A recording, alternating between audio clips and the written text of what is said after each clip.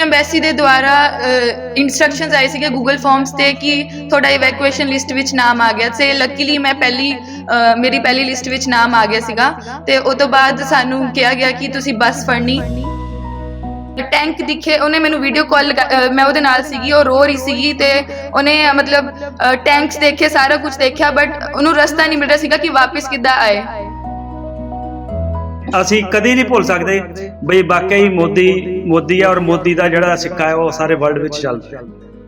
मैं परमात्मा ने अगे भी यही अरदास कर दी और मोदी साहब ਨੂੰ यही रिक्वेस्ट करती कि जिन्ने भी बच्चे हाल तक जो भी इस क्राइसिस हैगे ना उन्होंने जल्दी तो जल्दी जिद्दां भी हो सकता ना वो मतलब कि लियांदा जावे।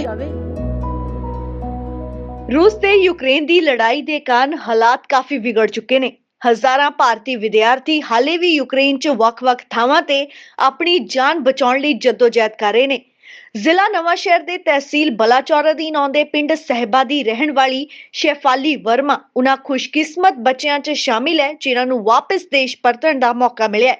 ਸ਼ੈਫਾਲੀ ਦੇ ਘਰ ਪਹੁੰਚਣ ਤੇ ਪੂਰਾ ਪਰਿਵਾਰ ਕਾਫੀ ਖੁਸ਼ ਹੈ ਤੇ ਕੇਂਦਰ ਸਰਕਾਰ ਦਾ ਦਿਲੋਂ ਧੰਨਵਾਦ ਕਰ ਰਹੇ ਨੇ। ਸ਼ੈਫਾਲੀ ਨੇ ਦੱਸਿਆ ਕਿ ਉਹ ਸਾਲ 2016 ਚ ਯੂਕਰੇਨ ਚ MBBS ਦੀ ਪੜ੍ਹਾਈ ਕਰਨ ਗਈ ਸੀ ਤੇ ਡਿਗਰੀ ਪੂਰੀ ਹੋਣ ਚ ਸਿਰਫ 3 ਮਹੀਨੇ ਰਹਿੰਦੇ ਸਨ, ਪਰ ਉਸ ਤੋਂ ਪਹਿਲਾਂ ਹੀ ਜੰਗ ਸ਼ੁਰੂ ਹੋ ਗਈ। ਸ਼ੈਫਾਲੀ ਨੇ ਯੂਕਰੇਨ ਚ ਅੱਖੀ ਵੇਖਿਆ ਖੌਫਨਾਕ ਮੰਜ਼ਰ ਵੀ ਬਿਆਨ ਕੀਤਾ ਹੈ। मेरा नाम शेफाली शर्मा है तो मैं बुकोविनियन स्टेट मैडिकल यूनिवर्सिटी च पढ़दी और मैं 2016 ਵਿੱਚ ਗਈ ਸੀਗੀ ਪਹਿਲੀ ਵਾਰ MBBS ਕਰਨ ਯੂਕਰੇਨ और ਹੁਣ ਲਾਸਟ ਦੇ 3-4 ਮਹੀਨੇ ਰਹਿ ਗਏ ਸੀਗੇ ਮੇਰੇ ਕੰਪਲੀਟ ਹੋਣ ਨੂੰ MBBS। ਯੂਕਰੇਨ ਚ ਲੜੀ ਤੇ ਕਿਸ ਤੁਸੀਂ ਉੱਥੇ ਰਹੇ ਤੁਸੀਂ? ਜਦ ਲੜਾਈ ਦਾ ਸਟਾਰਟ ਹੋਇਆ ਤਾਂ ਸਾਨੂੰ ਪਹਿਲਾਂ ਇੰਨਾ ਲੱਗਿਆ ਨਹੀਂ ਕਿ ਇੱਦਾਂ ਹੋਊਗਾ, ਬਟ ਇੱਕਦਮ ਐਮਬੈਸੀ ਨੇ ਇਨਫੋਰਮੇਸ਼ਨ ਦਿੱਤੀ ਕਿ ਸਭ ਕੁਝ ਹੋ ਰਿਹਾ ਹੈ ਤਾਂ ਫਿਰ ਸਾਨੂੰ ਇੱਕਦਮ ਬੋਲਿਆ ਗਿਆ ਕਿ ਜਲਦੀ ਜਲਦੀ ਸਮਾਨ ਪੈਕ ਕਰਕੇ ਸਭ ਕੁਝ।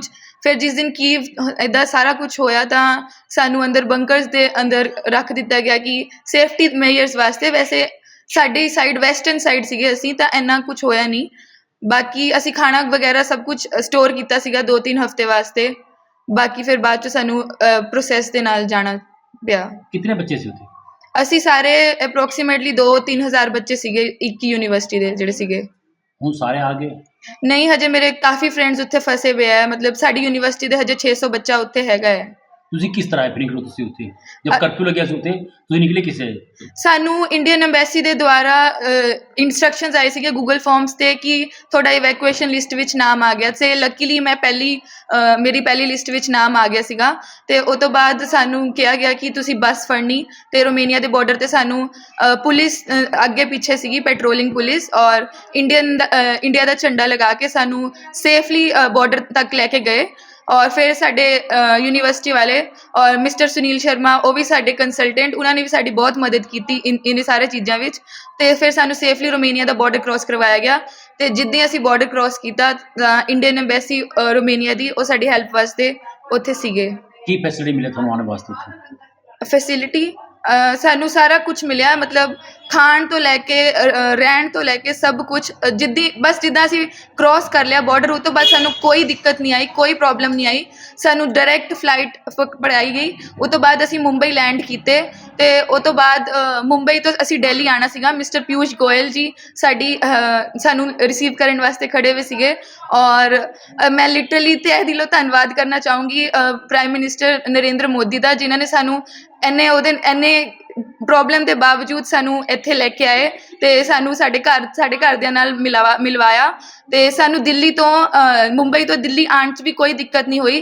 उन्होंने साड़ी मुंबई तो दिल्ली भी फ्लाइट करवाई तो उस तो बाद दिल्ली सानू हिमाचल भवन विच लैंड वास्ते लोकी खड़े हुए सीगे सानू रिसीव करने वास्ते तो सानू फिर उत्थे ते सानू डायरैक्ट चंडीगढ़ की बस उन्होंने प्रोवाइड की। पंजाब नहीं सी कोई उत्थे? पंजाब का कोई नहीं सीगा, बाकी सारी स्टेट्स दे सीगे, आंध्रा दे, केरला दे, बट पंजाब का शायद मैं कल्ली कुड़ी सीगी तां, बट पंजाब का कोई नहीं सीगा और मैनू बुरा लग्या थोड़ा। तो हुण तुसीं सरकार नूं की कहना चाहुंदे हो? हुण पहला तो मैं धन्नवाद करना चाहूँगी कि सानू इन्नी मुश्किल के बावजूद सानू इत्थे लैके आए विदाउट एनी लाइक 1 रुपया नहीं लगन दिता तो साडी जान बचा के सानू इत्थे लैके आए। बाकी मैं नरेंद्र मोदी जी नाल बिल्कुल सहमत हाँ जो कहते हैं कि कूटनीति चाहिए, war is not the solution. लड़ाई किसी चीज़ का हल नहीं है, सानू नहीं करनी चाहिए।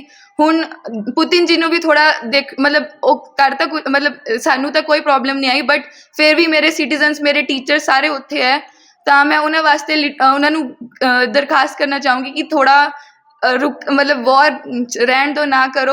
और लम्हों ने खता की और सदियों ने सज़ा पाई, ये तो गल सच है। हुण इस टाइम जो हो रहा माली ते जानी दोनों प्रॉब्लम्स हो रही, बट हुण ये सदियां सदियां तक सब कुछ होगा, इस करके सानू सोचना चाहिए कुछ भी करन तो पहला। ਤੁਹਾਡੇ फ्रेंड फंसे हुए ने हले भी वहां पे थे? हाँ जी, मेरे 600 फ्रेंड्स हजे जो मैनू जानते हो फसे पे, बाकी यूनिवर्सिटीज़ दे भी हैगे है ਜਿਹੜੇ ਤੁਸੀਂ ਉੱਥੇ ਸੀਗੇ ਕਿਸ ਤਰ੍ਹਾਂ ਹਾਲਾਤ ਸੀ? ਕੋਈ ਤੁਸੀਂ ਦੇਖੇ ਧਮਾਕਾ ਕੋਈ ਇਸ ਤਰ੍ਹਾਂ ਹੋਇਆ, ਕੋਈ ਦੇਖਿਆ ਤੁਸੀਂ? ਅਸੀਂ ਸਿਰਫ ਸੁਣਿਆ ਕਿ ਮਤਲਬ ਇੱਕਦਮ ਬੰਬ ਹੋਇਆ, ਬਲਾਸਟ ਹੋਇਆ, ਪਰ ਸਾਨੂੰ ਕੋਈ ਪ੍ਰੋਬਲਮ ਨਹੀਂ ਆਈ, ਬਾਕੀ ਸੁਣਿਆ ਹੈ ਬਸ। ਮੇਰੇ ਨਾਲ ਦੀ ਇੱਕ ਫਰੈਂਡ ਸੀਗੀ ਜੋ ਕੀਵ ਗਈ ਸੀਗੀ ਜਿਸ ਦਿਨ ਇਹ ਸਟਾਰਟ ਹੋਇਆ, ਉਹ 30 ਆਵਰਸ ਤੋਂ ਬਾਅਦ 30 ਘੰਟਿਆਂ ਬਾਅਦ ਉਹ ਵਾਪਿਸ ਚੈਨ ਵਿੱਚ ਸੀ ਪੁੱਜੀ, ਤੇ ਉਹਨੂੰ ਟੈਂਕ ਦਿਖੇ, ਉਹਨੇ ਮੈਨੂੰ ਵੀਡੀਓ ਕਾਲ ਮੈਂ ਉਹਦੇ ਨਾਲ ਸੀਗੀ, ਉਹ ਰੋ ਰਹੀ ਸੀਗੀ, ਤੇ ਉਹਨੇ ਮਤਲਬ ਟੈਂਕਸ ਦੇਖੇ, ਸਾਰਾ ਕੁਝ ਦੇਖਿਆ, ਬਟ ਉਹਨੂੰ ਰਸਤਾ ਨਹੀਂ ਮਿਲ ਰਿਹਾ ਸੀਗਾ ਕਿ ਵਾਪਿਸ ਕਿੱਦਾਂ ਆਏ। ਜਿਸ ਵੇਲੇ ਉਹ 에ਅਰਪੋਰਟ ਤੇ ਪੁੱਜੀ ਤਾਂ 에ਅਰ ਸਪੇਸ ਤੋਂ ਉਹਨਾਂ ਨੂੰ ਇੱਕਦਮ ਵਾਪਿਸ ਜਾਣ ਦੇ ਆਰਡਰ ਦੇ ਦਿੱਤੇ, ਕਿਉਂਕਿ ਖਾਰਕਿਵ ਦਾ 에ਅਰ ਸਪੇਸ ਉਹਨਾਂ ਨੇ ਪੂਰਾ ਬੰਬ ਨਾਲ ਉਡਾਤਾ ਸੀਗਾ। ਤੇ ਮੇਰੀ ਫਰੈਂਡ ਇੱਕ ਹੋਰ ਸੀਗੀ, ਉਹ ਲਾਸਟ ਫਲਾਈਟ ਪੜ੍ਹ ਕੇ ਉਹ ਆਈ ਹੀ ਸੀਗੀ ਉਸ ਟਾਈਮ, ਔਰ ਉਹ ਤੋਂ ਬਾਅਦ ਫਿਰ ਜਿੰਨੇ ਵੀ ਬੱਚੇ ਸੀਗੇ ਅਗਲੀ ਫਲਾਈਟ ਵਾਸਤੇ, 에ਅਰ ਇੰਡੀਆ ਦੀ ਹੋਈ ਫਲਾਈਟ ਸੀਗੀ ਉਹਨਾਂ ਦੀ ਵੀ, ਤੇ ਉਹਨਾਂ ਨੂੰ ਫਿਰ ਉਸੇ ਟਾਈਮ ਵਾਪਿਸ ਭੇਜਤਾ ਗਿਆ। ਉਹ ਚਾਹੁੰਦੇ ਸੀਗੇ ਕਿ ਉਹ ਐਮਬੈਸੀ ਨਾਲ ਗੱਲ ਕਰਨ, ਬਟ ਐਮਬੈਸੀ ਦਾ ਕੋਈ ਉੱਥੇ ਉਹਨਾਂ ਨੂੰ ਹੈਲਪ ਕਰਨ ਵਾਸਤੇ ਨਹੀਂ ਸੀਗਾ ਕੀਵ 'ਚ ਉਸ ਟਾਈਮ। ਸ਼ੇਫਾਲੀ ਦੇ ਮਾਪੇ ਆਪਣੀ ਧੀ ਦੀ ਸੁਰੱਖਿਅਤ ਘਰ ਪਰਤਣ ਤੇ ਖੁਸ਼ ਨੇ। ਉਹਨਾਂ ਦੱਸਿਆ ਹੈ ਕਿ ਜਦੋਂ ਤੋਂ ਯੂਕਰੇਨ 'ਚ ਜੰਗ ਸ਼ੁਰੂ ਹੋਈ ਸੀ ਤਾਂ ਧੀ ਦੀ ਚਿੰਤਾ 'ਚ ਉਹਨਾਂ ਦੀਆਂ ਨੀਂਦਾਂ ਉੱਡ ਗਈਆਂ ਸੀ। ਉਹਨਾਂ ਨੇ ਭਾਰਤ ਸਰਕਾਰ ਦਾ ਧੰਨਵਾਦ ਕੀਤਾ। ਦੇਖੋ ਜੀ, ਇਹਦੇ ਵਿੱਚ ਮੈਂ ਬਹੁਤ ਧੰਨਵਾਦ ਕਰਦਾ ਆਪਣੀ ਗਵਰਨਮੈਂਟ ਦਾ, ਜਿਨ੍ਹਾਂ ਨੇ ਉੱਥੇ ਇੰਨੀ ਫੈਸਿਲਿਟੀ ਪ੍ਰੋਵਾਈਡ ਕਰਾਈ, ਕਿਉਂਕਿ ਅਸੀਂ ਇੱਥੇ ਇੰਨੇ ਪੈਨਿਕ ਹੋ ਰਹੇ ਸੀਗੇ। ਮੇਰੀ ਫੈਮਿਲੀ, ਮੇਰੇ ਆਪਣੇ ਇਹਦੇ ਚਾਚਾ ਤਾਇਆ, ਇਹਨਾਂ ਦੀ ਖਾਸ ਕਰਕੇ ਦਾਦੀ, ਔਰ ਸਾਡੇ ਘਰ ਉਸ ਦਿਨ 2 ਦਿਨ ਖਾਣਾ ਨਹੀਂ ਬਣਿਆ ਚੰਗੀ ਤਰ੍ਹਾਂ। ਲੇਕਿਨ ਜਿਸ ਵੇਲੇ ਸਾਨੂੰ ਇਹ ਪਤਾ ਲੱਗਿਆ ਵੀ ਇਹਨਾਂ ਨੂੰ ਦੂਜੇ ਦੇਸ਼ ਵਿੱਚ ਸ਼ਿਫਟ ਕਰਨ ਲੱਗੇ ਆ, ਤੇ ਇੰਡੀਅਨ ਗਵਰਨਮੈਂਟ ਔਰ ਇੰਡੀਅਨ ਫਲੈਗ ਦਾ ਜਿਹੜਾ ਸਾਨੂੰ ਉੱਥੇ ਇੰਨਾ ਪਤਾ ਲੱਗਿਆ ਵੀ ਅਗਰ ਤੁਸੀਂ ਇੰਡੀਅਨ ਫਲੈਗ ਲਗਾ ਲਿਆ ਨਾਲ ਤਾਂ ਤੁਹਾਨੂੰ ਕੋਈ ਕੁਝ ਨਹੀਂ ਕਹੂਗਾ। ਤੇ ਮੈਂ ਸਰਕਾਰ ਦਾ ਬਹੁਤ ਧੰਨਵਾਦ ਕਰਦਾ, ਔਰ ਈਵਨ ਇਹਨਾਂ ਨੂੰ ਰਿਸੀਵ ਕਰਨ ਦੇ ਲਈ ਪਿਊਸ਼ ਗੋਇਲ ਜੀ ਸੀਗੇ ਉੱਥੇ। ਤੇ ਜਿਸ ਵੇਲੇ ਇਹ ਉੱਥੇ ਗਈ ਤਾਂ ਉੱਥੇ ਪੰਜਾਬ ਦਾ ਕੋਈ ਬੰਦਾ ਨਹੀਂ, ਨੁਮਾਇੰਦਾ ਨਹੀਂ ਸੀਗਾ। ਇਹਨੇ ਜਾ ਕੇ ਪਿਊਸ਼ ਗੋਇਲ ਜੀ ਨੂੰ ਅਪਰੋਚ ਕੀਤਾ ਵੀ ਮੈਂ ਵੀ ਇੰਡੀਅਨ ਹਾਂ, ਮੈਂ ਪੰਜਾਬ ਤੋਂ ਹਾਂ, ਮੈਨੂੰ ਕੋਈ ਨਹੀਂ। ਉਹ ਕਹਿੰਦਾ ਬੇਟਾ ਮੋਦੀ ਜੀ ਨੇ ਸਪੈਸ਼ਲ ਇੰਸਟਰਕਸ਼ਨ ਦਿੱਤੀ ਹੈ ਵੀ ਜਿੰਨੇ ਵੀ ਸਟੂਡੈਂਟ ਹੈ ਉਹਨਾਂ ਨੂੰ ਘਰ ਘਰ ਤੱਕ ਪਹੁੰਚਾਉਣਾ, ਤੇ ਆਪ ਬਿਲਕੁਲ ਇਹਦੇ ਲਈ ਹੁਣ ਨਾ ਟੈਨਸ਼ਨ ਨਾ ਲਓ।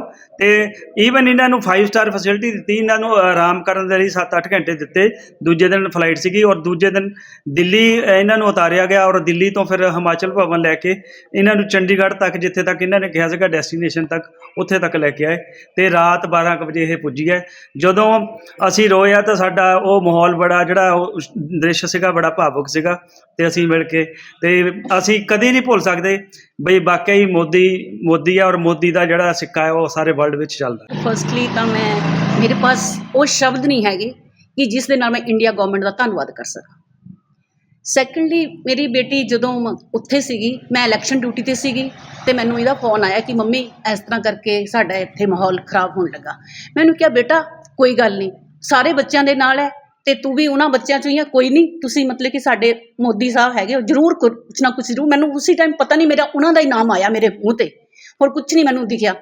ਤੇ ਜਦੋਂ ਮੈਂ ਮਤਲਬ ਕਿ ਫਿਰ ਇਹਨੇ ਸੈਕਿੰਡ ਟਾਈਮ ਗੱਲ ਕੀਤੀ, ਰਾਤ ਨੂੰ ਮੈਂ 2:30 ਵਜੇ ਜਦੋਂ ਵਾਪਸ ਆਈ, ਤੇ ਫਿਰ ਮੈਂ ਸਮਾਨ ਜਮ੍ਹਾਂ ਕਰਾਉਣਾ ਸੀਗਾ, ਉੱਥੋਂ ਜਦੋਂ ਵਾਪਸ ਆਈ ਮੈਂ ਇਹਦੇ ਨਾਲ ਫਿਰ ਗੱਲ ਕੀਤੀ, ਤਾਂ ਇਹ ਥੋੜ੍ਹਾ ਰੋ ਰਹੀ ਸੀਗੀ। ਤੇ ਮੈਂ ਵੀ ਮਾਂ ਹੈ, ਇਹ ਮੇਰਾ ਵੀ ਉਸ ਟਾਈਮ ਮੂਡ ਬਹੁਤ ਖਰਾਬ ਹੋਇਆ। ਤੇ ਫਿਰ ਮੈਂ ਇਹ ਕਹਿਣਾ ਚਾਹੂੰਗੀ ਕਿ ਜਿੰਨੇ ਵੀ ਬੱਚੇ ਹੁਣ ਉੱਥੇ ਹੈ, ਮੈਂ ਪਰਮਾਤਮਾ ਦੇ ਅੱਗੇ ਵੀ ਇਹੀ ਅਰਦਾਸ ਕਰਦੀ, ਔਰ ਮੋਦੀ ਸਾਹਿਬ ਨੂੰ ਵੀ ਇਹੀ ਰਿਕੁਐਸਟ ਕਰਦੀ ਕਿ ਜਿੰਨੇ ਵੀ ਬੱਚੇ ਹਾਲੇ ਤੱਕ ਜੋ ਵੀ ਇਸ ਕ੍ਰਾਈਸਿਸ 'ਚ ਹੈਗੇ ਨਾ, ਉਹਨਾਂ ਨੂੰ ਜਲਦੀ ਤੋਂ ਜਲਦੀ ਜਿੱਦਾਂ ਵੀ ਹੋ ਸਕਦਾ ਨਾ, ਉਹ ਮਤਲਬ ਕਿ ਲਿਆਂਦਾ ਜਾਵੇ। ਕਿਆ ਕਹਿੰਦੇ ਲੋਕੀ ਤਾਂ ਉੱਥੇ ਕੁਝ ਬੱਚੇ ਇਹ ਵੀ ਕਹਿ ਰਹੇ ਕਿ ਇੰਡੀਆ ਗਵਰਨਮੈਂਟ ਕੁਝ ਨਹੀਂ ਕਰ ਰਹੀ, ਲੇਕਿਨ ਉਹਨਾਂ ਬੱਚਿਆਂ ਨੂੰ ਜਿੰਨੀ ਕੁ ਸਮਝ ਹੈਗੀ ਉਹਦੇ ਅਕੋਰਡਿੰਗ ਉਹ ਕਹਿ ਰਹੇ। ਪਰ ਮੈਂ ਇਹ ਕਹਿ ਰਹੀ ਵੀ ਇੰਨੀ ਜਲਦੀ ਦਾ ਇੰਨੇ ਪਲੇਨ ਹੈ ਵੀ ਨਹੀਂ ਹੈਗੇ ਵੀ ਜਿਹੜੇ ਇੱਕਦਮ ਮਤਲਬ ਕਿ ਪ੍ਰੋਵਾਈਡ ਹੋ ਸਕਣ, ਟਰਨ ਬਾਈ ਟਰਨ ਹੀ ਆਉਣਾ। ਪਰ ਮੈਂ ਇੱਥੇ ਇਹੀ ਕਹਿੰਦੀ ਵੀ direction is more important than speed. ਜਿਹੜਾ ਕੰਮ ਹੌਲੀ ਹੌਲੀ ਹੁੰਦਾ ਨਾ, ਉਹ ਬਹੁਤ ਵਧੀਆ ਹੁੰਦਾ। ਵੀ ਸਾਡੇ ਮੋਦੀ ਸਾਹਿਬ ਐਸੇ ਹੈ ਕਿ ਉਹਨਾਂ ਨੂੰ ਵਰਡਸ ਕੋਈ ਉਹਨਾਂ ਦਾ ਕੰਪੈਰੀਜ਼ਨ ਨਹੀਂ ਕੀਤਾ ਜਾ ਸਕਦਾ। ਭਾਰਤ ਸਰਕਾਰ ਯੂਕਰੇਨ 'ਚ ਫਸੇ ਵਿਦਿਆਰਥੀਆਂ ਨੂੰ ਸੁਰੱਖਿਅਤ ਦੇਸ਼ ਵਾਪਿਸ ਲਿਆਉਣ ਲਈ ਲਗਾਤਾਰ ਕੋਸ਼ਿਸ਼ ਕਰ ਰਹੀ ਹੈ। ਹੁਣ ਤੱਕ 1500 ਤੋਂ ਵੱਧ ਵਿਦਿਆਰਥੀਆਂ ਨੂੰ 에ਅਰਲਿਫਟ ਕੀਤਾ ਜਾ ਚੁੱਕਾ ਹੈ। ਨਵਾਂ ਸ਼ਹਿਰ ਤੋਂ ਸ਼ੈਲੇਸ਼ ਕੁਮਾਰ ਦੇ ਨਾਲ news desk report, Spokesman TV.